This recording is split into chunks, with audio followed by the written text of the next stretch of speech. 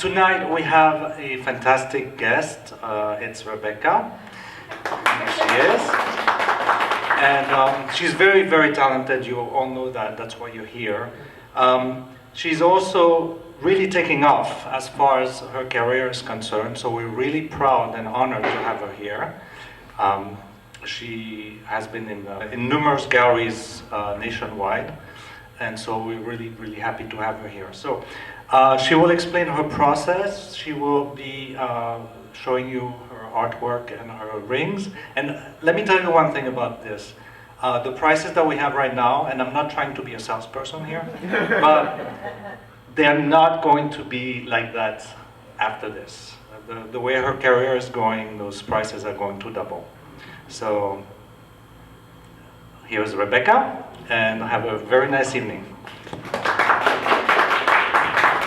Thank you, Patrick, and thank you everyone for joining us this evening. I'm Rebecca Rose. Hi. Lots of familiar faces, so that's great. Yeah, tonight I just wanted to give everybody a kind of an intimate glimpse of what I do, why I do it, and how I do it. So here we go. What you're seeing here is by the handiwork of Art Attacks and Eyesview Media. They are a multimedia group here in Orlando that not only have a great, keen artistic eye, as you see, but great cinematography and technological skills. So kudos to them. The presentation I have this evening is in thanks partly by Patrick and Holly Kahn and the team here at Snapspace Orlando. Thank you so much for your help and your guidance and your support. I truly appreciate it. And in the back we have Thomas drawing as well, so thank you for being here too.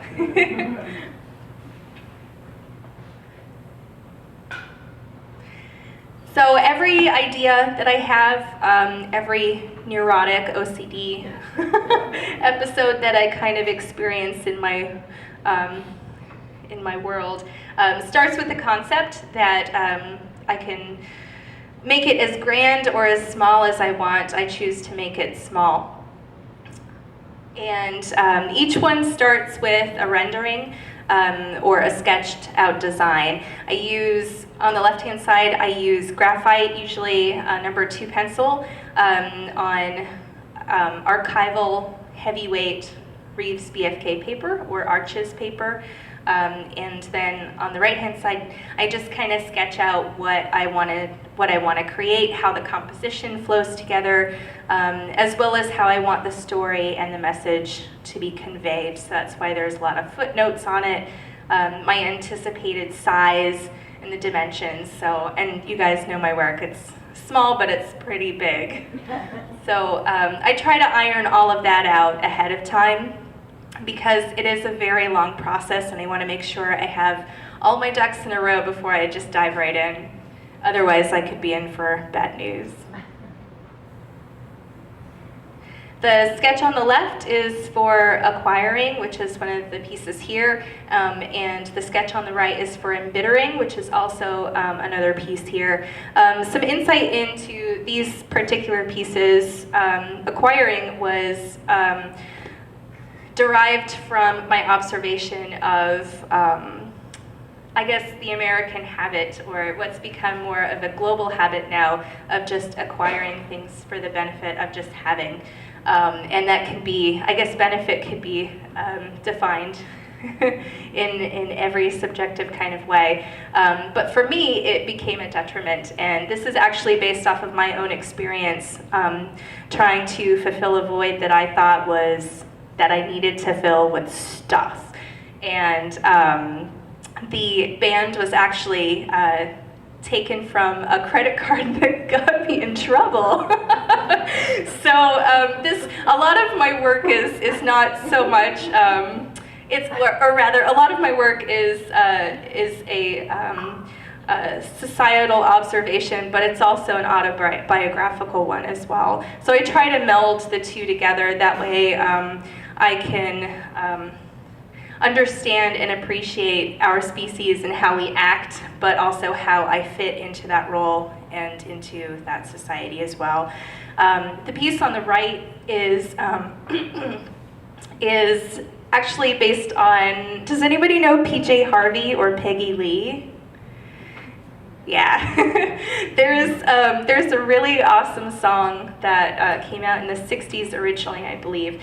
It's called Is That All There Is? And for any of the Basquiat fans who love Jean-Paul Basquiat that have seen the Julian Schnabel movie Basquiat, they use the song in the soundtrack.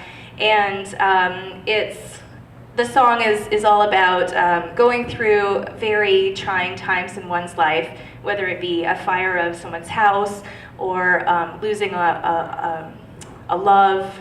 And it's kind of like how we think we have this grand monumental obstacle in our life, but we eventually get past it, and we think in hindsight, well, was that all there really is? Like, that was nothing. What's next? Like, bring it on. It's kind of like that scene in Forrest Gump where Lieutenant Dan is flipping off God from from the boat. So this is based off of that song, and I took some literal symbolism from the lyrics itself, particularly the dancing bears from the circus, as well as if that's all there is, let's break out the booze. There's a wine bottle that's kind of like been finished off and tossed aside, and let's have a ball. So that's why the two figures are dancing there. On a personal note, my mom had passed away in 2007, and my husband and I had gone to her services, and she was cremated, and it was one of those moments where it's like, okay, it was traumatic, obviously, but was that all there is to death? And the experience that I had watching a parent pass over was so beautiful and so silent and so peaceful that I wanted to incorporate my experience with that into this piece as well. So there are the rubble that is taken from the song is actually some very small pieces of my mother's cremains. So this piece is very near and dear to my heart.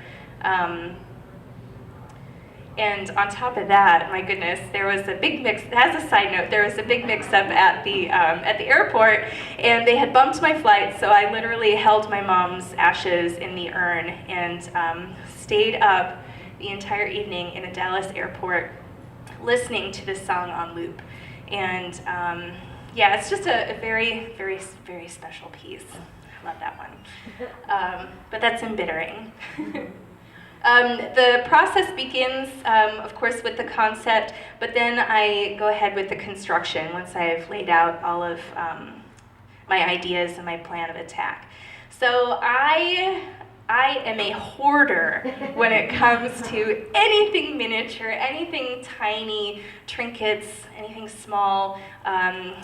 I usually have stuff in my pocket, but I think I took it out. I had these little gold coins earlier today that said winner, and it had like stars all over it. So as I go through life and I come upon these discarded little items, I guess it's one of the ways that I can bring life to these discarded pieces of, be it trash or junk or just anything. And I collect them, and I have drawers and drawers and drawers full of them, which come in handy because anytime I want to start a new piece, I'll dump them all out on the floor like a little kid would with their Legos, and just kind of like rummage through all of them.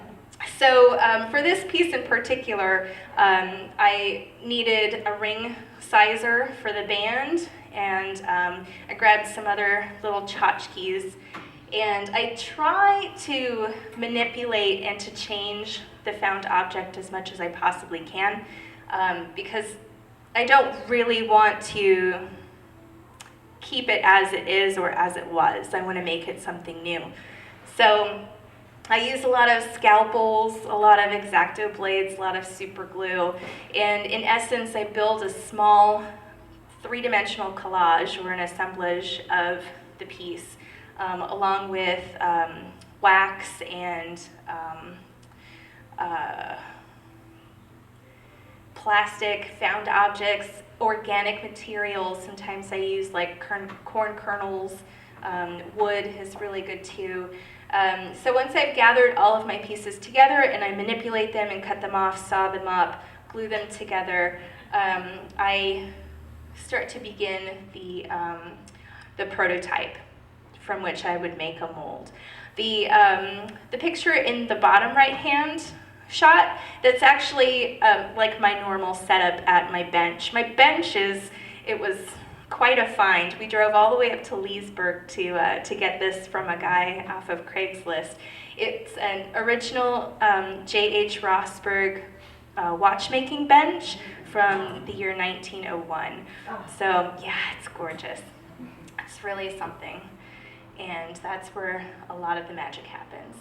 So on the left-hand side, you can see I'm manipulating the objects. Same with the right-hand side. I use a jeweler's saw to get up close and personal to make sure I can get all those edges off that I need. And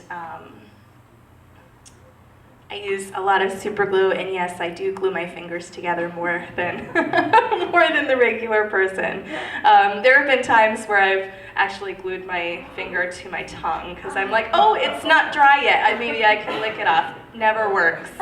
Never works. On the right-hand side, I've attached a peg at the bottom, and that's called a sprue. And what that does is it acts as a pathway for the wax to pass through when I'm making a mold.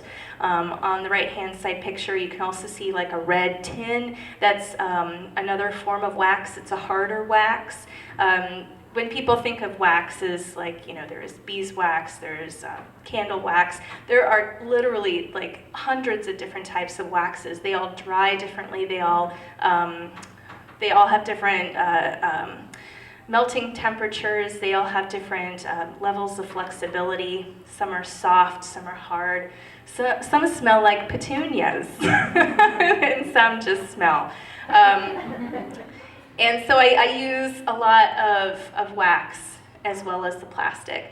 For the mold making process, once I do have the constructed assemblage, I take pieces of rubber, which are adhesive. They have adhesives on both sides, and I have to cut out like a negative space, not a perfect negative space, but enough of a negative space to actually put the positive prototype into.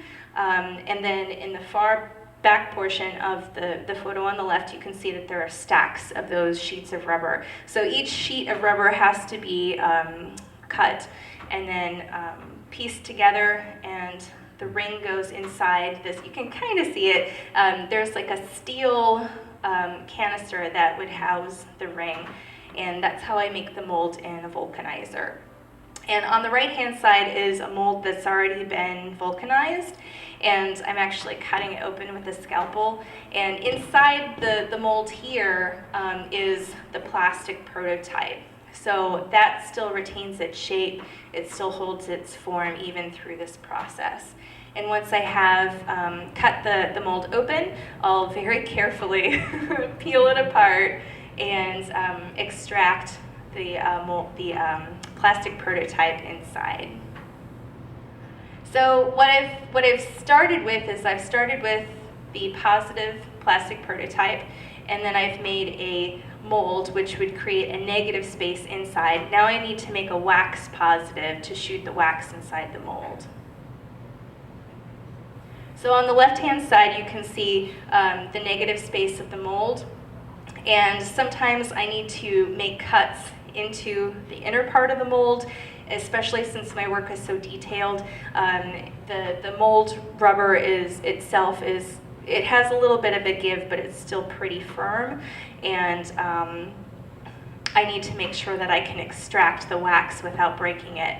So what I do is I'll cut it in half, and then I'll cut inside the mold, so that way I can pull out the entire piece and then just pull off the mold sections from the piece inside.